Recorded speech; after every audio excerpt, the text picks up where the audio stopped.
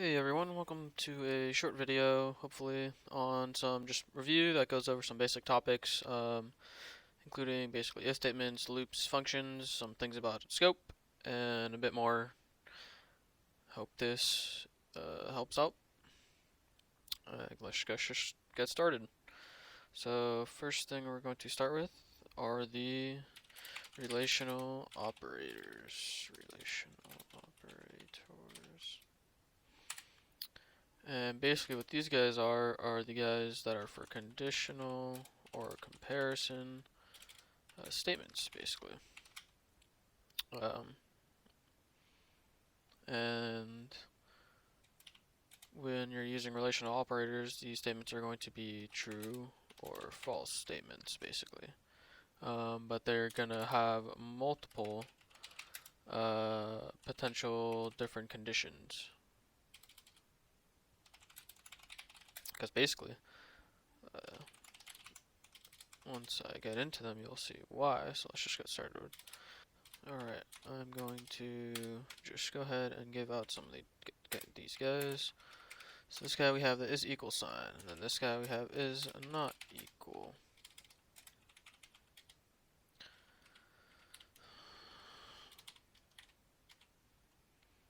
And then we have greater than. Then we have greater than or equal to.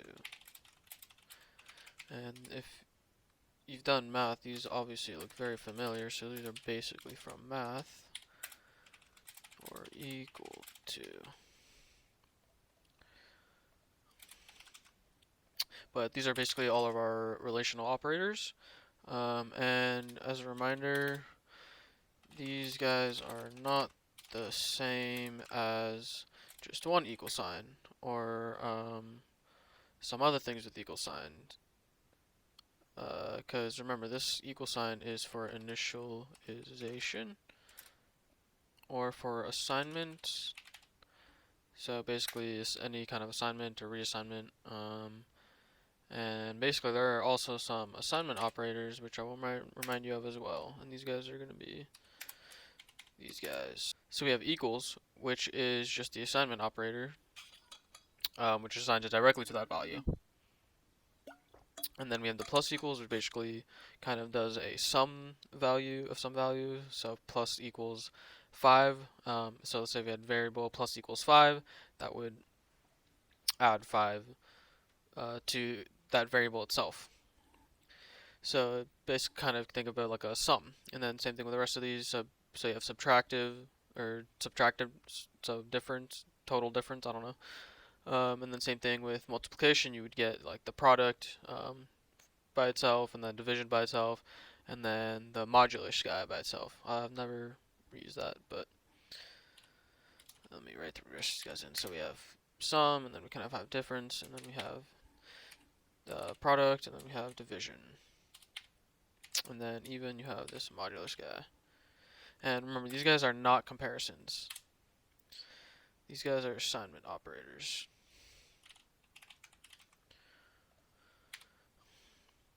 But these guys are comparisons. So let's continue on to the next topic here.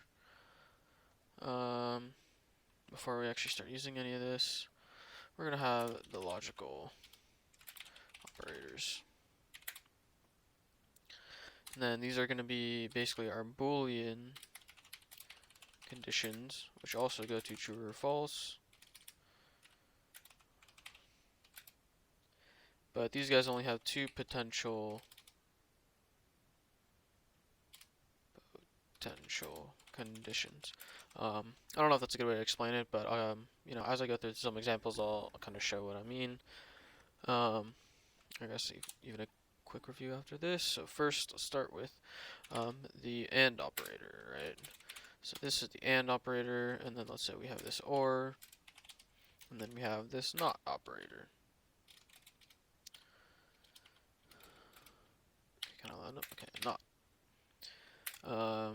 And this kind of have a syntax of like this with a variable or something else. So this guy kind of has an attachment.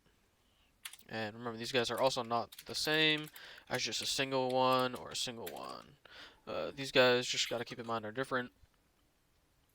as all of these operators are for conditional statements. They have a true or false outcome, basically. So now let's get into some examples here. And am I going to do anything now? So let's just start with an int main. Define our main function here. Let's just start making some variables. So we're going to have number 1, number 2, and let's just start, maybe, I don't know, do some stuff with number 3 numbers. So now I'm using the 1 operator, or the 1 equal sign for the assignment operator. So basically I'm assigning these guys to zeros, right? So all these guys now contain this number of 0 for now.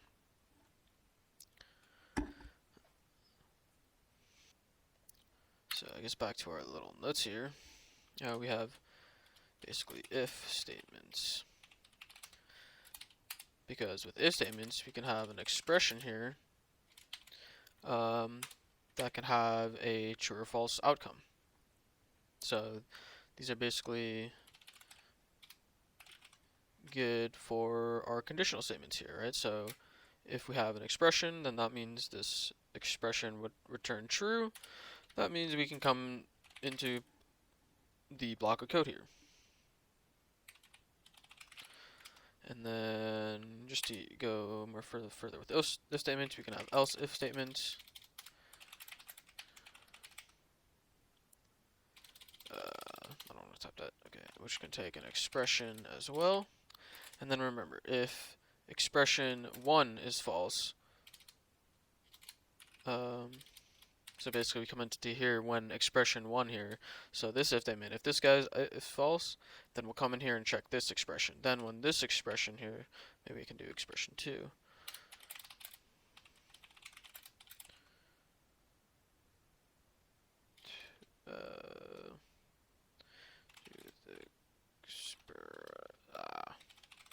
Okay, I don't know. Hope that makes sense. But basically, expression 2 should be true, and then expression 1 should be false. And then that gets us into this block of code here. And then finally, we have an else statement, right? And now to get into this guy, well, this guy actually doesn't have an expression or condition. You gotta remember that. So we have an if statement which takes an expression, and then an else if for when previous if statements are basically false, and then we have our last condition, right? So this guy is if all other expressions are false, basically. If we don't go through any of them, we come into here. This block of code here in the else statement. So now, we've got some basic background. Let's go into just making a short little if statement example here. So we have if number 1 is equal, right? And so now we're in an if statement, right? We want an expression that's going to return true or false. So again, I'm using this 2 equal sign, which means is equal. Basically, is this equal of number 1 the same, or is the value of number 1 the same as number 2? And if so, then we're going to go into some block of code here. So for this, let's say if statement just to run through, we have number 1 is 0, number 2 is 0. If we go through this if statement, we're looking for a condition, and we have one. And we're asking is number 1 if number 1 is equal to number 2. Right, so we know number 1 has a value of 0, and then number 2 has a value of 0. So does 0 equal to 0? Yes, it does. So that means we would come into here, and we would execute the code within this block, right? But now let's say you don't want just one condition, you want multiple conditions, right? This is where we're back again where the else if statement comes into, and we're going to change this guy up a bit, right? So if now number 1 is going to be greater than number 2, we're going to come into this block of code, and then we have an else if here of number 1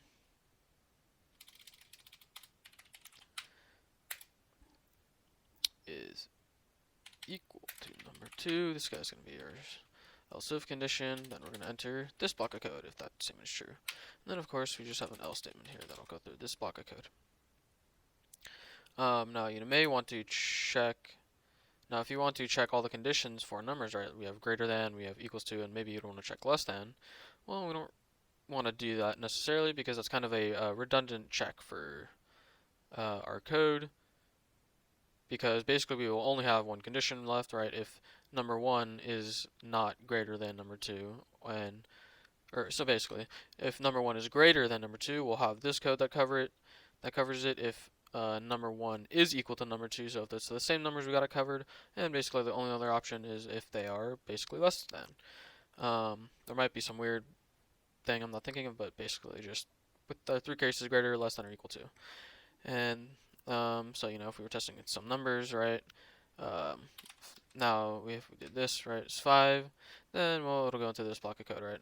5 is greater than 0. And so it'd be the same if this changed to 5, and then you go here, etc., etc. But maybe time to move on to some other examples. So these guys, I remember, are using the relational operators. We have is equal to, greater than equal to, right? So if we want to do greater than equal to, right, we could honestly have one block of code for this, right? So if it's greater than, or if it is equal to, so if it's 5 or above, right, then we have a case that can cover that, and then just less than as well.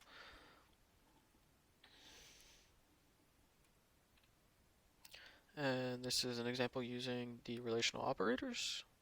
And remember, these guys are not the initialization, they're different than that. Okay, now let's get into some logical operator stuff, okay? Let's jump into a short example with using logical operators now. So let's say we have, we want to make sure all the numbers are equal to each other, that we all have the same number for each of our variables here. We can have this one case statement here.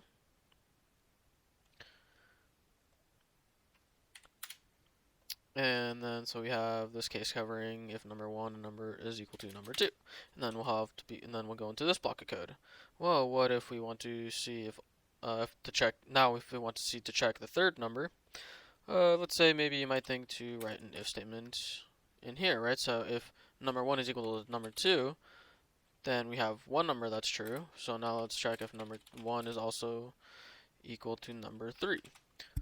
So this would go through, and then we would check the values of these two numbers, right? Check the value, and then if that's true, so if number 1 and number 2 are the same, then we will go into here and then check if number 1 and number 3 are the same. I know it's kind of lame and boring, but this is just, I don't know, if statements. Okay, and so now here we have a nested if statement though. Which might seem a little redundant having 2 if statements, where maybe we can take care of this statement in one if statement. Right? That might be a little better, might have more readability, I don't know. So first off, just know how to be able to read. Yes, you might have nested if statements, nested loops, etc., anything nested. You just want to know how to be able to kind of read that, because you don't want to just use this anytime you can, right? Maybe you want to use it appropriately, I guess. So just know how to read it, so you know how to at least identify it, and learn how to use it better than in kind of redundant cases like this. And so let's now see how we can use this in one thing, which brings us to our logical operators, right? So if we want both of these things to be true, to go into the block of code, basically when all 3 of these numbers are true, we're going to use this AND statement. So this first comparison has to be true, and then the second comparison would have to be true as well. Ta-da, magic. And then now we'll go into this block of code only when all 3 numbers are equal. And now I'm just going to show off some more just different random examples, placements, order, or I don't know, whatever. Just different variations, I guess, is the best word. So let's say we want to check if number 1 is equal to number 2 again. But in this case, excuse me, we want to check if number 1 is not equal to number 2 or number 3. So if we have so for an AND statement, we have this statement and this statement. So all statements have to be true to go into an AND. Now, if we're going to use an OR statement, we have this first expression, which may return true, or this expression here, which also may return true. So let's go have number 2. So basically, let's just have it if none of these numbers, let's have a case where none of these numbers are equal to basically this third number. So they have to be different than number 3 here. Just have a block of code there.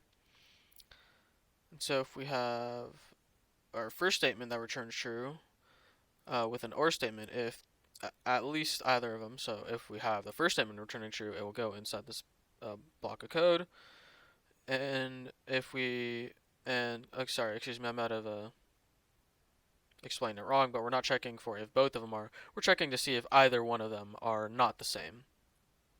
I know these are kind of random, but just kind of some examples. So if number 1 is not equal to, so basically if these numbers are different now, well, now we have a block of code covering both if number 1 is not the same and if number 2 is not the same. And so, now we're using this not equals, we're using an or, and this all this good stuff.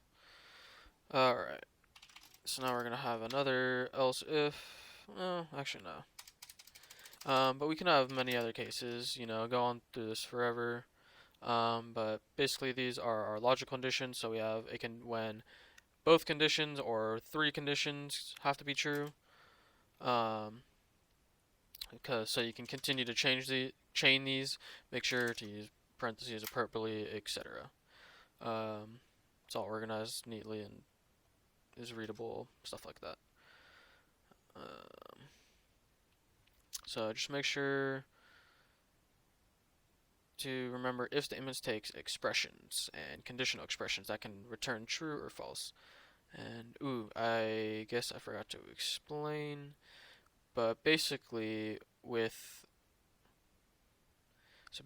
quick with logical operators, right? These guys have basically kind of 2 states, I guess, I don't know, they're Boolean expressions, so they only have 2 states. So basically just what I'm trying to get at is this AND can either be only a true statement or a false statement, right? And then this OR can either be only can return a true or a false.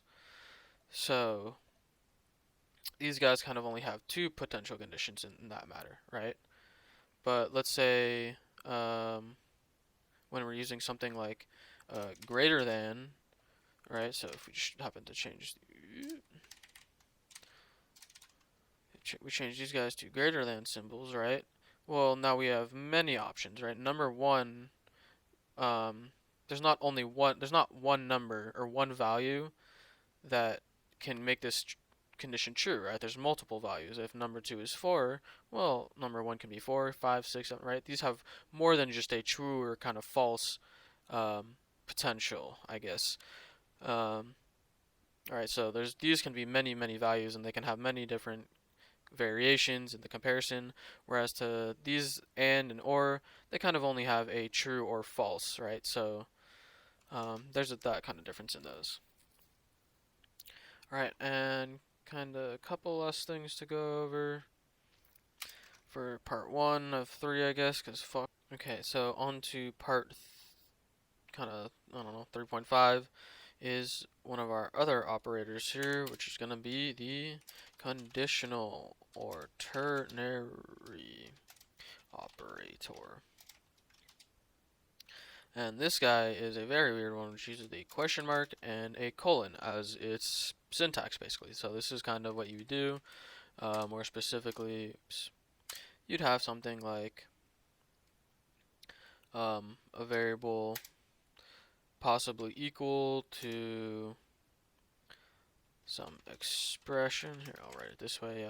Expression followed by the question mark, and then let's say num1 or num2. So basically what we're saying here is we're going to set this variable of x to possibly one of these variables here, right? So we have num1 or this option with this colon, using this colon. So we have num1 kind of or num2. And how we determine this is going to be based off this expression here. So the way this is set up basically is this expression will run kind of like an if statement, right? So it'll return a true or false kind of state, and basically if this expression is true, if we'll return this first number. So if the expression is true, return this guy. If the expression is false, return this guy. And then so we would set this guy, this variable, to x when it's true, num2 when it's false. Okay.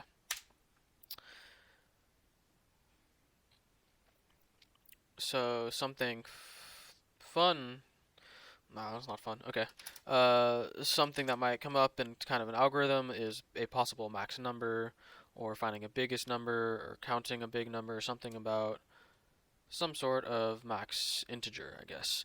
So let's say if we're thinking between number 1 and number 2, let's say how do we find the max? Well, the max is a number that's basically bigger than the other numbers. So we'd have, is number 1 greater than this number 2, right? That would mean we would have a max, or num1 would be a greater value, so it would be a max value between the two.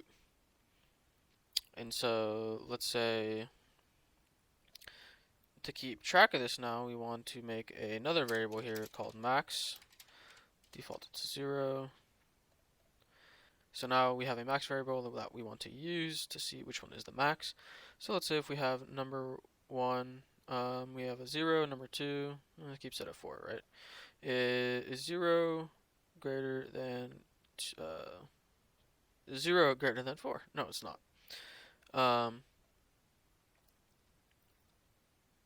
And so then number 1 isn't our max value.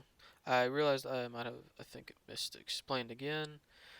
So basically what I want to just do here is to see if number 1, if the variable number 1 is the max value, not either or, sorry. So if number 1 is a max value, then we want to be able to kind of have a way to keep track of that in case we're comparing more than just two numbers. God, this is not a good example. Alright, anyway. So let's go through this, right? So we have 0 is not greater than 4, so it's not. So let's go maybe change this to 10. So when 10 is greater than 4, we want to basically set our max value. Now that number 1 is our max, we want to set it. Since it's the biggest number, that's what we want to use to set to our max value.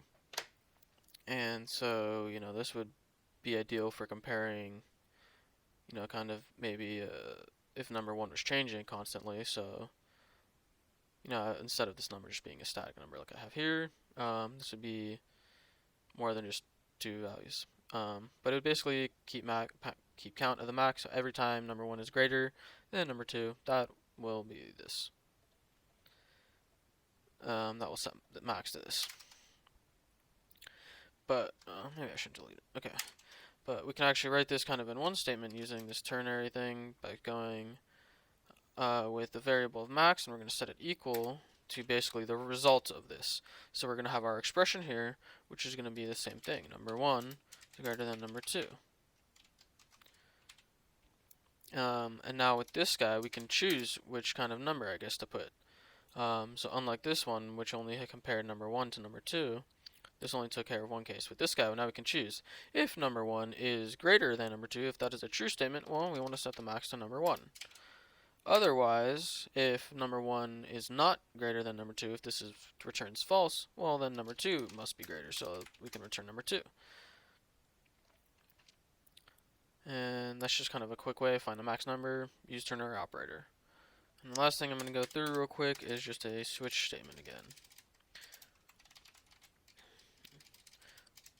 Okay, if I can type it right, switch. Okay, so let's just check to see what number.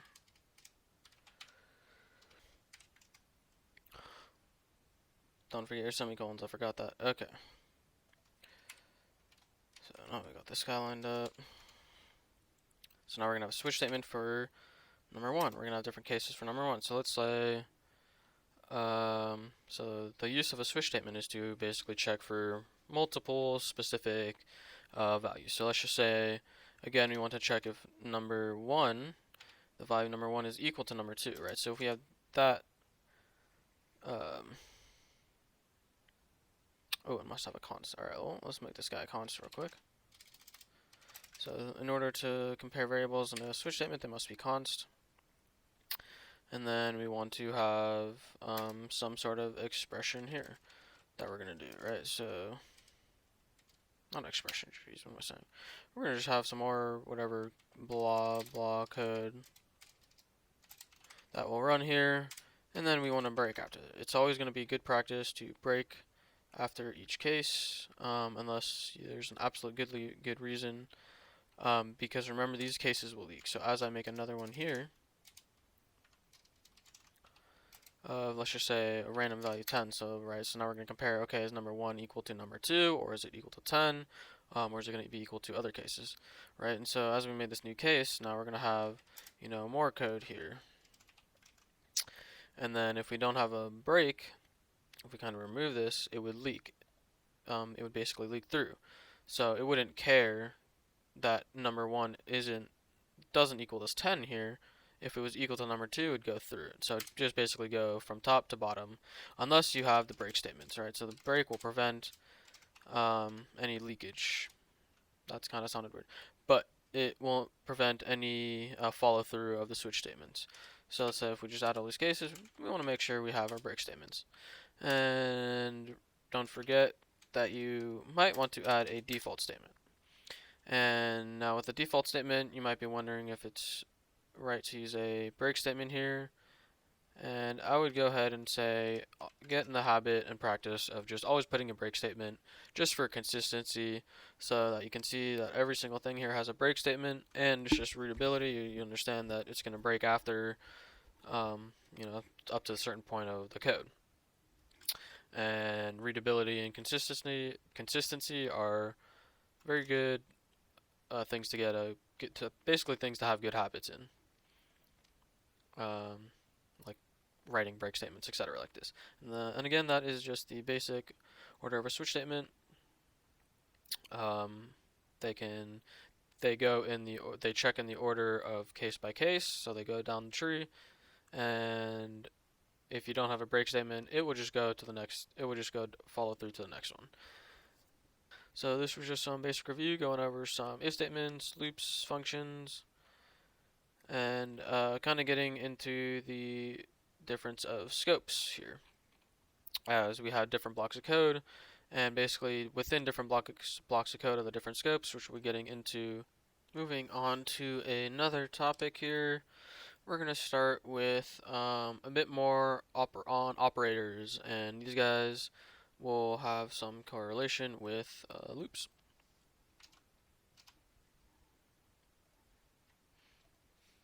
That I will also go through. So let's just start with these operators.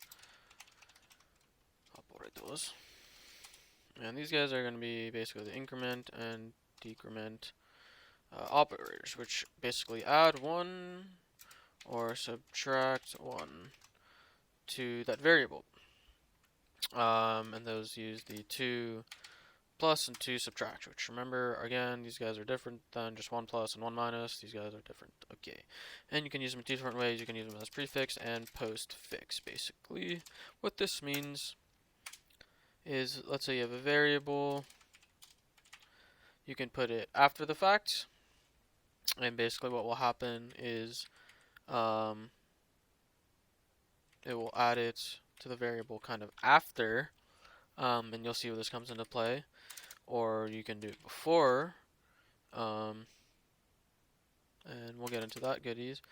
But basically you can just do it, either before or after, and with other these guys, and then this will basically subtract 1, the value of 1 from whatever variable is. So these guys are going to be integer values, integer number values, can be floats, etc., but numbers. And so to basically put some of these guys to uses, we're going to use these in our loops. Again, we have a while loop, do while loop, a for loop, And then in loops, we have basically other things that we can use are like counters and things called sentinels. And basically, what a sentinel is kind of just a break from my knowledge is a break condition. So basically, something you'd want a statement you'd want to have to allow your while loop to break or possibly your for loop. And we'll see examples of that. Um, and I believe that is generally what a sentinel is. So just remember the thing about while loops. Our while loops are technically infinite. Oh, not technically, I don't know.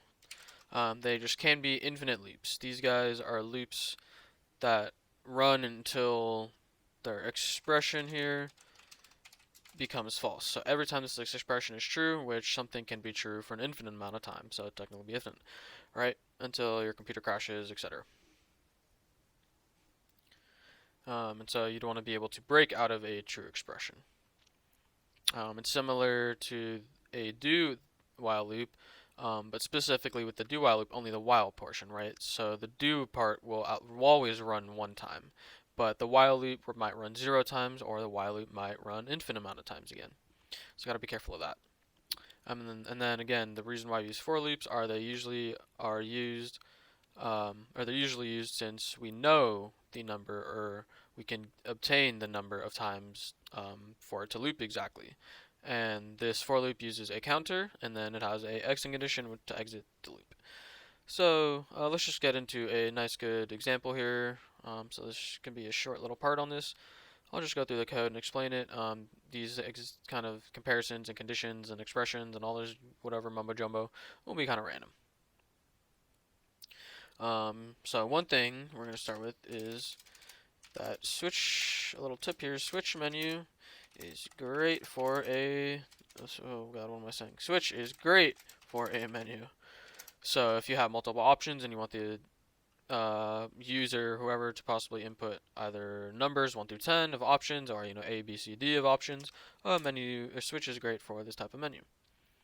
So let's go ahead and get a switch statement, and we're going to check for this number 1 again. So let's just start with 0 again, and we're just going to see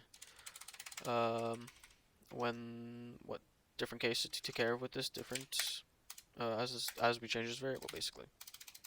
So I don't know why I did that. So let's just have a case of if the number is equal to 1. So now I'm going to do a bit of nesting. So if number 1 is equal to case 1, basically if number 1 has the value of 1, let's just see something. And remember, these comparisons are these different kind of things are just a random example I made of. It's honestly not great, but it just goes through the different variations and possibilities of nesting and different loops and conditions and statements. If statements, while loops, for loops, basically, and using the break statement. So let's just go back into this. So we're gonna compare. Let's see. Okay, so if number 1 is 1, random thing. Okay, let's just say, well, let's see if we want to see if number 2 is also equal to 1. Is equal to the value of 1. So we can do this, and then, well, if it's true, then both number 1 and number 2 are equal to the value of just 1. So that's just as a nested, small little nested if statement in our switch. Now remember, in our switch statements, we want to use our break. We want to break out of this case, so we can be able to go on to the next case, which will be case 2. So when number is equal to 2, basically. And in here, let's just write maybe a nested while statement, right?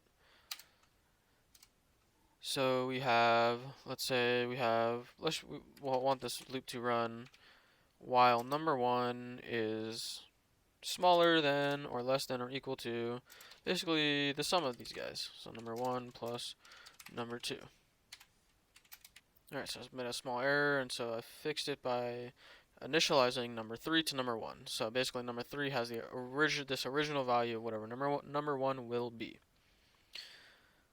So now we have this loop here, so we're going to compare is number 1 less than or equal to the original numbers here. of the original number 1, which we have number 3, plus number 2.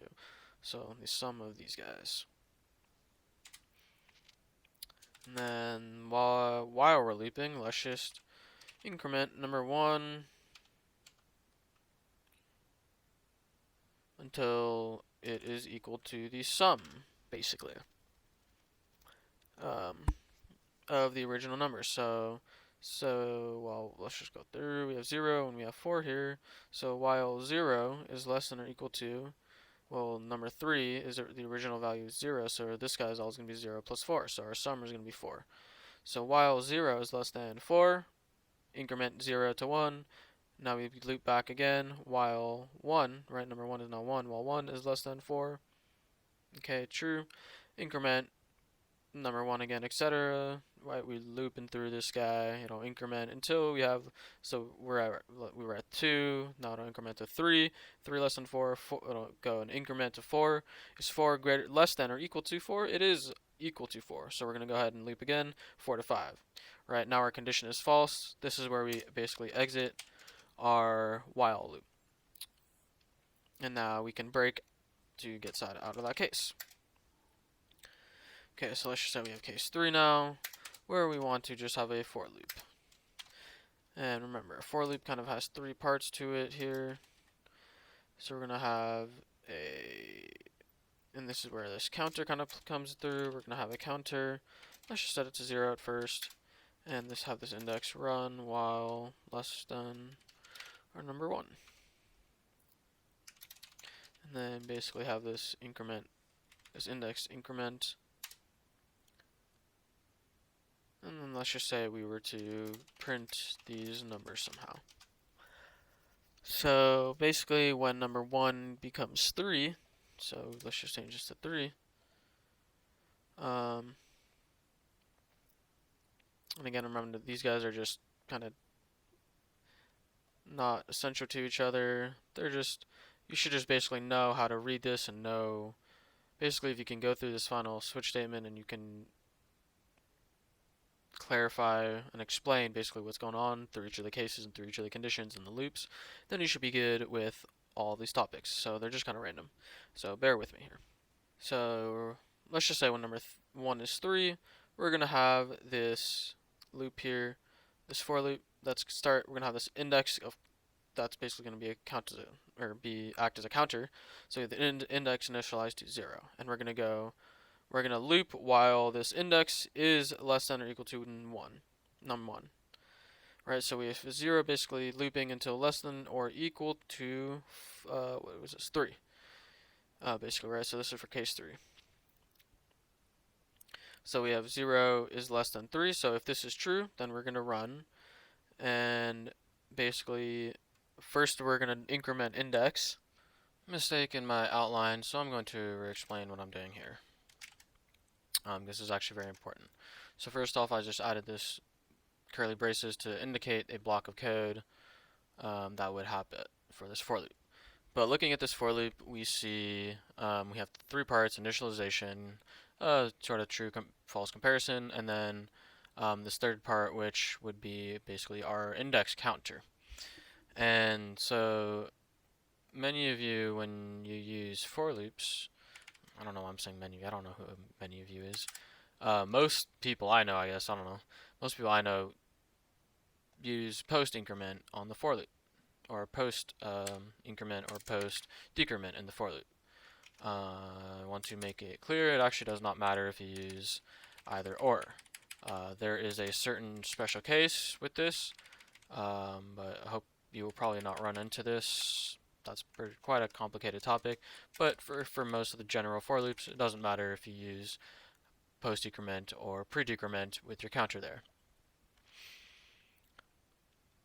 And so also you not only can you increment, I know I just kind of went through that, but let's say you actually want to decrement. So let's say you want to start at the top here, so we want to start at the top of number 1s and then decrement while we have a number that is greater than or equal to 0. We're going to stop at 0.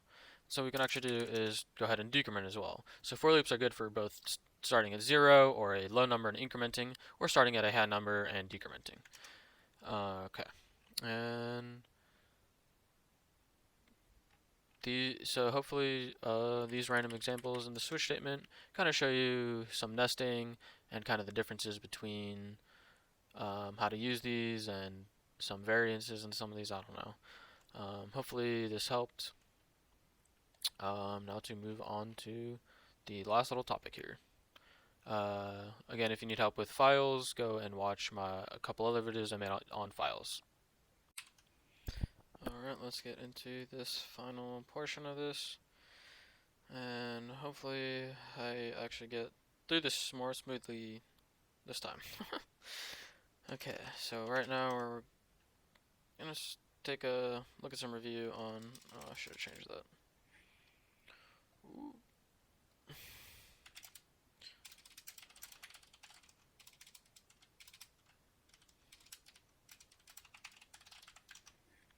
Okay, I already started out not smooth. Okay, we're starting with functions. Jeez, let's go. Quick.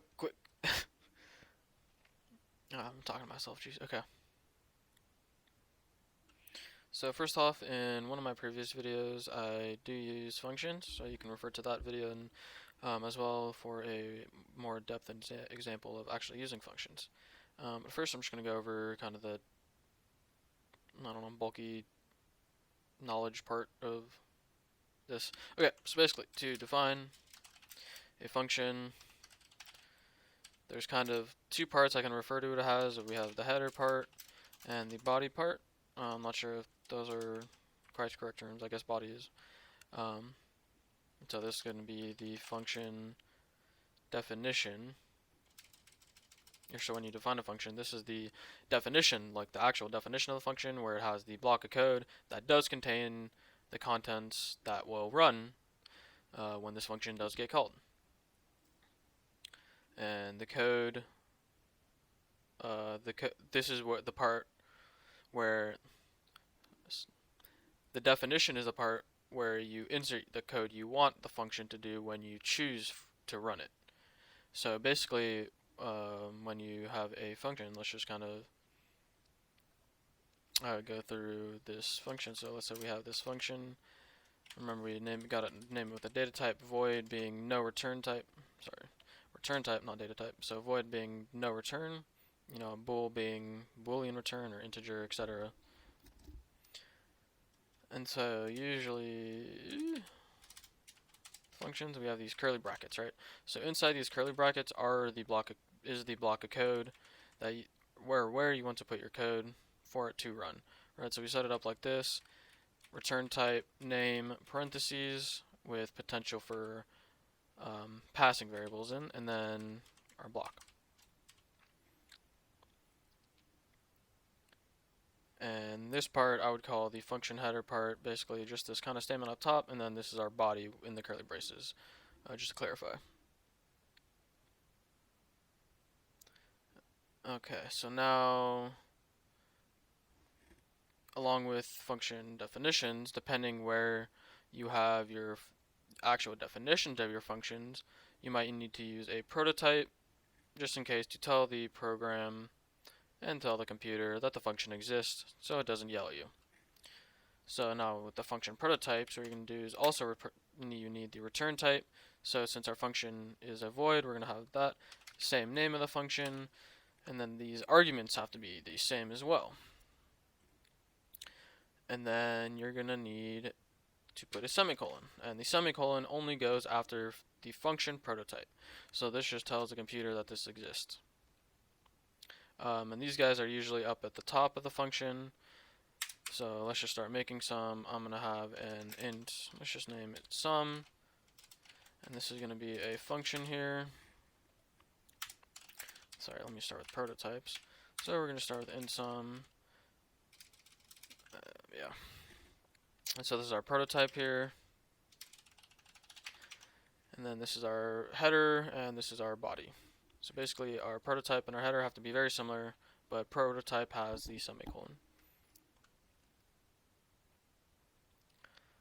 Okay. So now if we wanted to basically call this function, all we have to use is the name. We don't need the return, the body, blah blah blah, all this, etc. We just need the name. Our name is sum. sum, we use parentheses, that's a function, so we use parentheses to call it, and semicolon. This will call the function, and so this will jump to the function, right? You make and run all the code within this body. So now let's go through a little example of be able to pass some data. So let's just say we want to pass a couple numbers here. So let's just say we want to pass an integer type, and we want to pass another integer type. So here we're telling the computer we want this function, we want it to pass two things, one integer and a second integer. So now in my function header, I'm going to declare what variable names I want these to be within my function.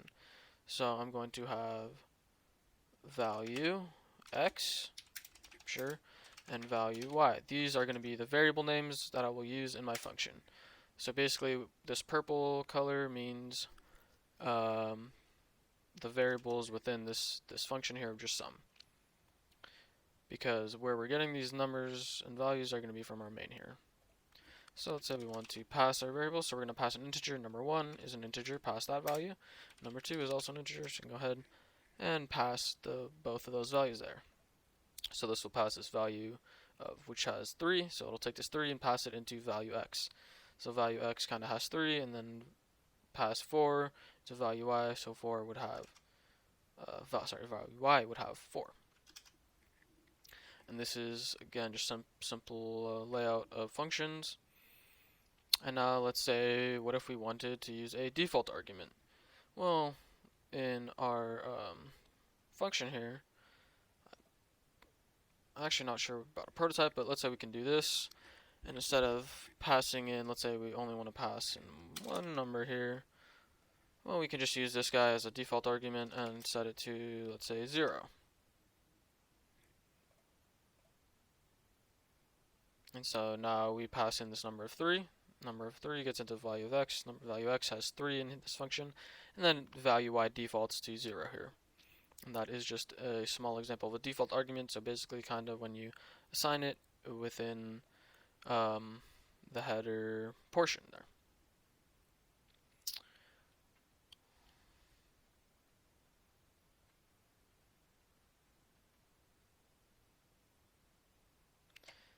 And just to go a little bit more into functions, I kind of go over this, I think, in my other videos as well when I use functions, but just a quick bit longer, bear with me. We're going to pass by reference. So right here we're passing by value. We're basically making copies of this variable here, the way we have it set up now, by just saying int and variable.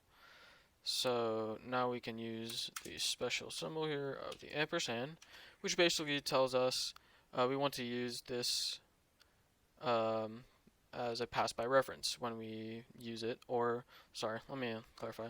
When we use this, if depending where we use it, either in the function header or somewhere else, it basically means we want the raw data, the actual variable. So the variable will be stored in memory, so we want the actual memory location, that single location. We don't want to copy, we don't want a different anything access, we want to access and manipulate that exact thing, that exact data from the variable. And so we can use this by just putting it in front of this variable here, and let's just actually pass two values in here.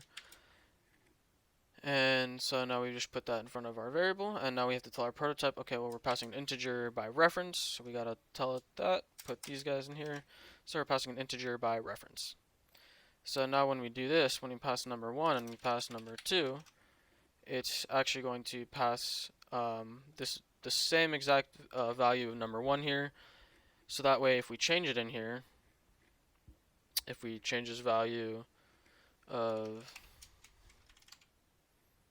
right, so if we change this maybe to 10, this will directly deal with this value here of number 1 and change it to 10. So this is kind of what you want to do when you want to use programs or variables throughout your program and functions. And so now quickly, just to cover up on functions, we're going to kind of talk about scope. Where scope kind of ties in with kind of passing these values. So right now in our main function here, we have a scope of just in our main function here, all of our variables are just in the scope of main, right? It's in between these two braces inside the main function, so that's kind of where we can only see these, right? If I type number, since that's where they're declared, if I try to type number 1 or something, it doesn't see that, right? This guy's in main, that's why we have to pass number 1 to this function. So we're taking it from one scope, our scope of main, we're passing it to the scope of sum. And in this case, we're passing it by the reference. So we can change the exact value from the other scope. So we're manipulating data from two different scopes with the same variable by passing by reference.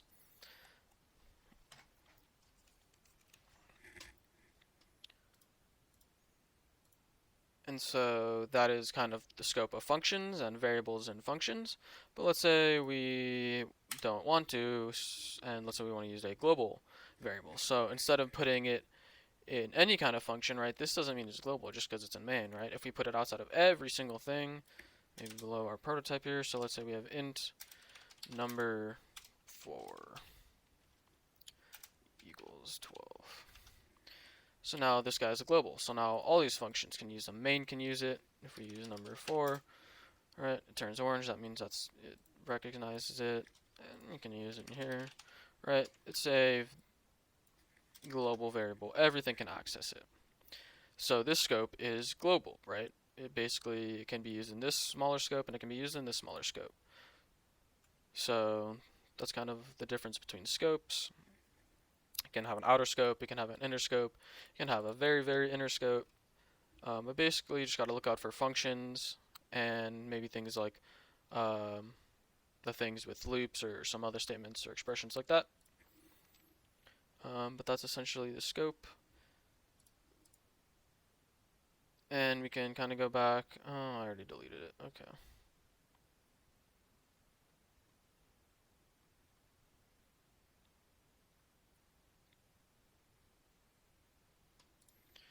Okay, so now, just to finish up with our last thing of static, let's say we want to count how many times this this sum function will run, right? So let's just say I named it sum and I didn't even do sum. I was supposed to. Okay. So that's what I meant to do. What I meant to actually do was return this, but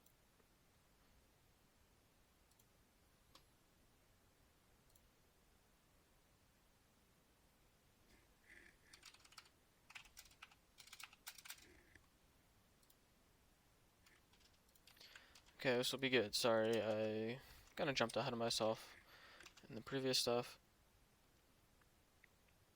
So basically now I'm calling this function and having it return something. And remember, with the return value, it kind of basically returns to this place of this function. So basically since we're returning a value, you can think of this highlighted part gets replaced as a value, and then that value can get assigned to this variable, right? Since we're returning an int, we're returning an int. It's all good in the hood. Okay.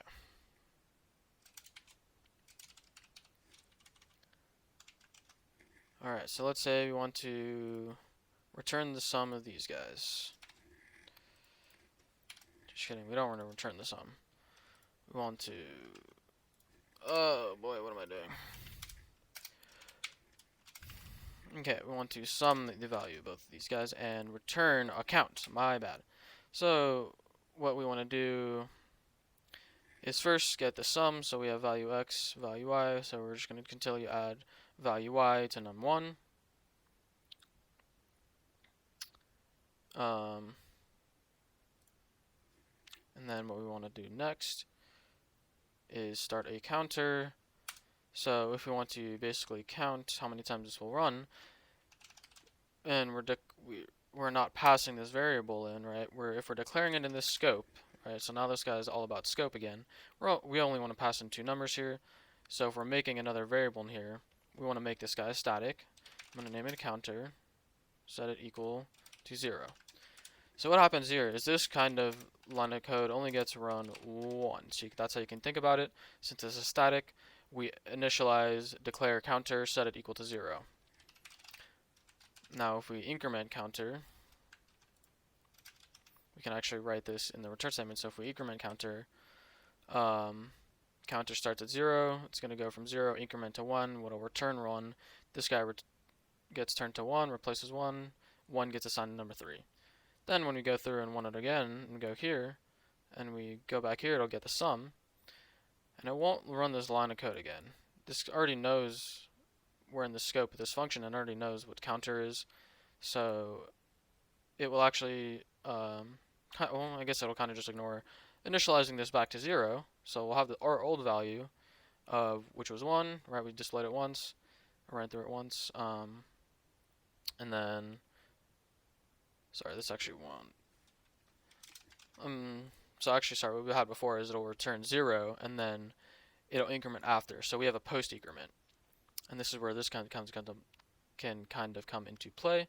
But back to static real quick.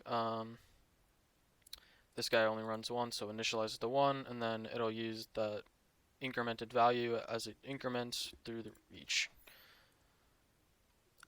That was a bad explanation, but basically static only runs once, and the initialization once, so you can use it over and over again using the same variable to keep kind of a count like this, I guess. And so let's say if we wanted to set this to 0, we can even use a post or pre-increment. And then so what this will do is we'll have a 0, initialize as 0, and then the first time it increments it first actually. So it sets counter to 1, and then it'll return this 1. And so this is a difference between the pre-increment and post-increment, is essentially when it increments it and assigns it. So in this case, what it returns is the incremented version of counter.